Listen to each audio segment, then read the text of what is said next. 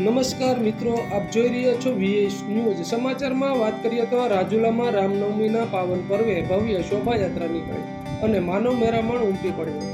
રાજુલા શહેરમાં રામનવમીના તહેવાર નિમિત્તે ભવ્ય શોભાયાત્રાનું આયોજન કરવામાં આવ્યું હતું. શોભાયાત્રા જૂના સ્વામિનારાયણ મંદિરથી જલારામ મંદિર સુધી યોજાઈ હતી. ખાસ કરીને રામનવમીના તહેવાર નિમિત્તે શહેરના તમામ વેપારીઓએ સ્વૈચ્છિક રીતે પોતાના ધંધા રોજગાર બંધ પાડેલ અને સૌપ્રથમ ભગવાન શ્રી રામની પૂજા અર્ચના કરીને શોભાયાત્રા શરૂ કરાઈ હતી.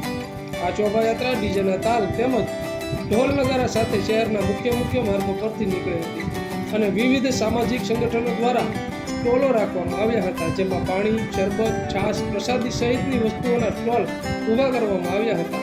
શોભાયાત્રા દરમિયાન મોટી સંખ્યામાં ભાવિ ભક્તોએ શ્રી રામ ભગવાનના દર્શન કરી આશીર્વાદ લીધા હતા અને શોભાયાત્રામાં પૂર્વ ધારાસભ્ય અમરીશ ડેર તેમજ રામપરા વૃંદાવન બાગના મહંત શ્રી રાજેન્દ્રદાસ બાપુ, વિશ્વ હિન્દુ પરિષદ તથા બજરંગ દળના કાર્યકર્તાઓ તેમજ આગેવાનો, વેપારીઓ સહિત મોટી સંખ્યામાં લોકો જોડાયા હતા.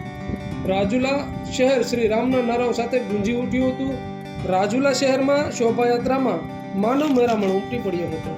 રામનવમીના તહેવાર નિમિત્તે રાજુલા પોલીસ સ્ટેશનના પીઆઈ આઈજે ગીડા તેમજ પોલીસ કાફલા સાથે ચુસ્તપણે બંદોબસ્ત ગોઠવવામાં આવ્યો હતો.